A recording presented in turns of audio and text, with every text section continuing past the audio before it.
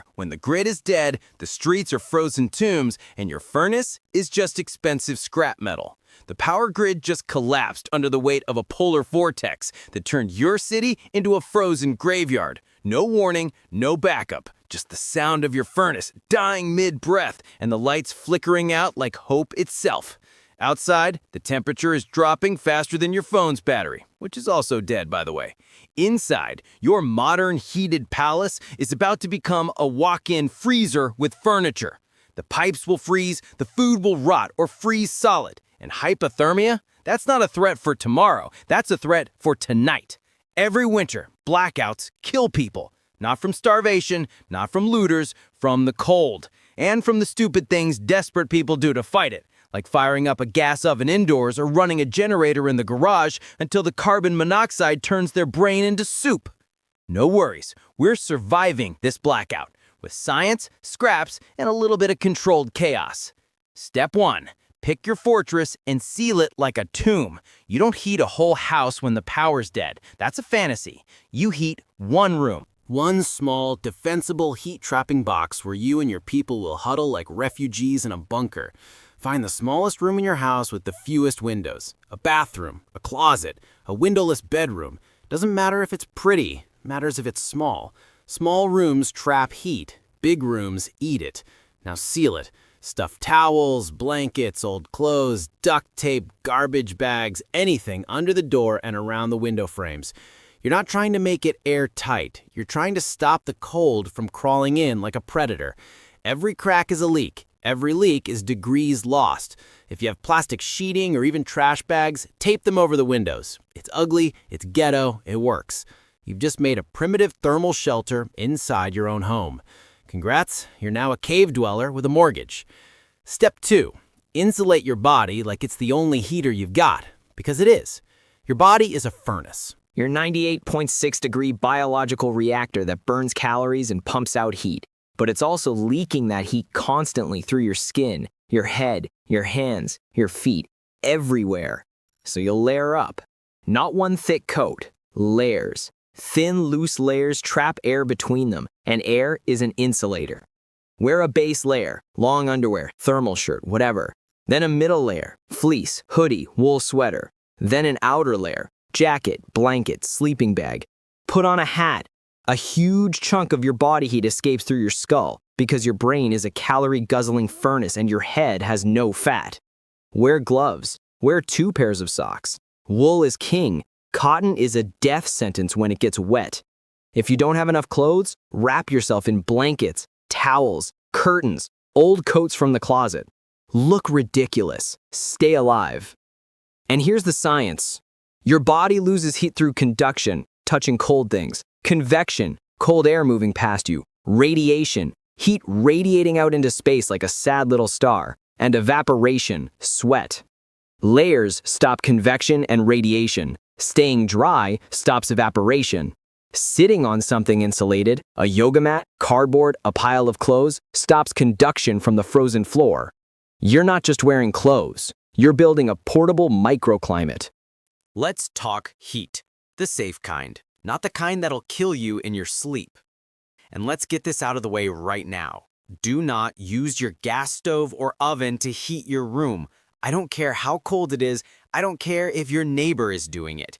Gas appliances pump out carbon monoxide, an odorless, colorless gas that shuts down your brain and stops your heart while you're just sitting there, thinking you're getting a little sleepy. The same goes for charcoal grills, propane camp stoves, and especially generators running indoors or even in the garage. These aren't heaters, they're suicide machines. Every single year, blackouts turn into body counts because someone thinks just for a little while won't kill them. It does. So what do you use? Option 1, body heat.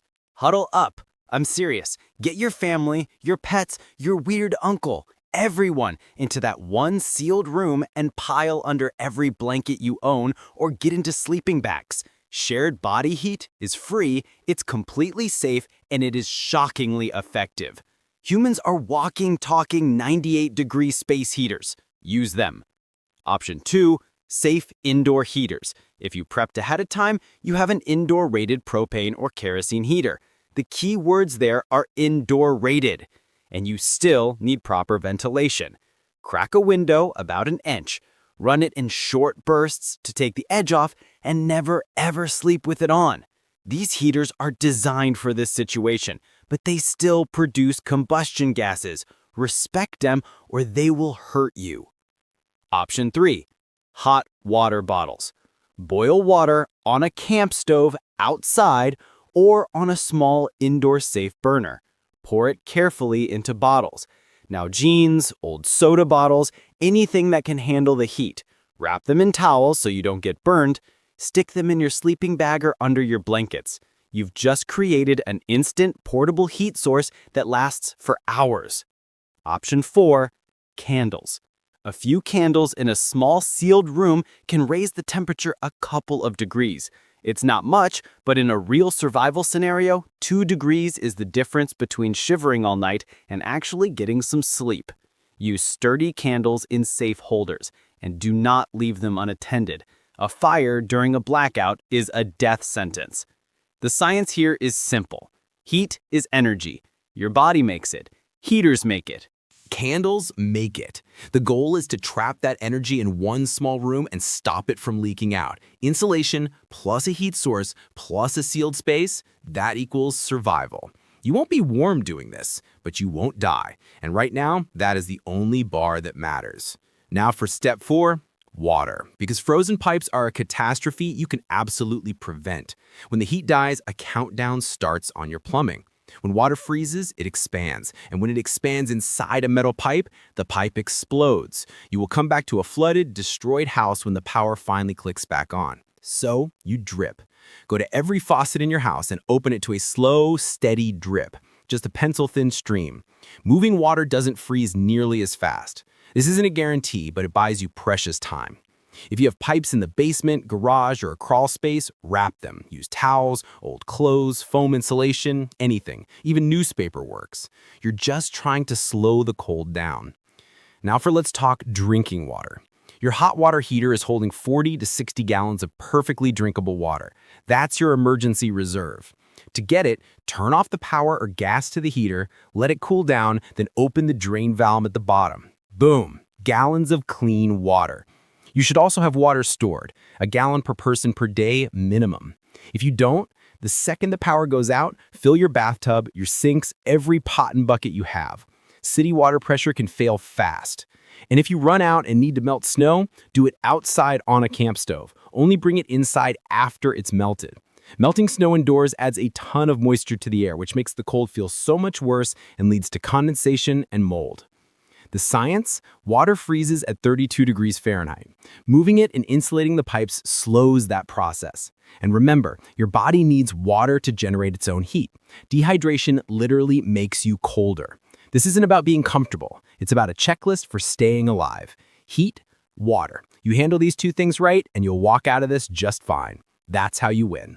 All right, let's keep this going. Step 5, food. The mantra here is simple. Eat like a scavenger, think like a strategist. Your fridge is dying, your freezer's dying, but listen close, they are not dead yet. This is a race against the clock. A full freezer gives you about 48 hours if you keep that door shut.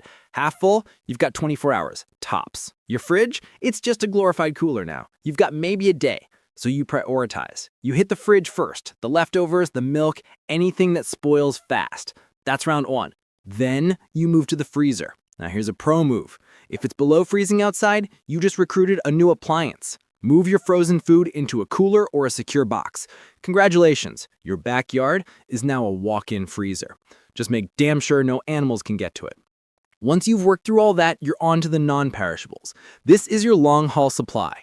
Canned food, pasta, rice, peanut butter, protein bars, anything that can sit on a shelf and not complain.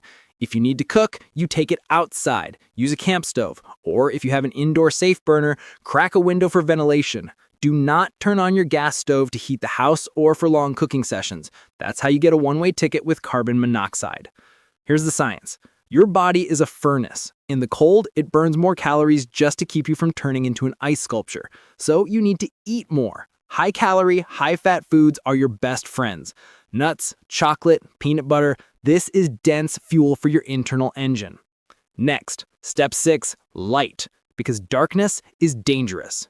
Power's out, lights are out, and stumbling around in the pitch black is how you trip, break an ankle, or knock over a candle and watch your whole survival plan go up in smoke. So you light it up. Flashlights, headlamps, battery-powered lanterns, hell, even glow sticks. Use them. To make your batteries last, here's a strategy. Use candles when you're sitting still and save the flashlights for when you're on the move. But what if you're desperate? You got no batteries, one candle left. Look in your kitchen cabinet. You can make a lamp. Find a small glass jar or a metal can. Fill it halfway with cooking oil. Any kind will do. Now find a wick. A strip of an old cotton t-shirt, even a shoelace. Twist it tight, soak it in the oil, and leave about an inch sticking out. Light it. You now have a lamp that will burn for hours. It's primitive science. The oil is the fuel. The wick uses capillary action. It literally drinks the oil up to the flame, feeding it. It's ancient technology, and it works. Step 7, communication, because isolation kills hope faster than the cold.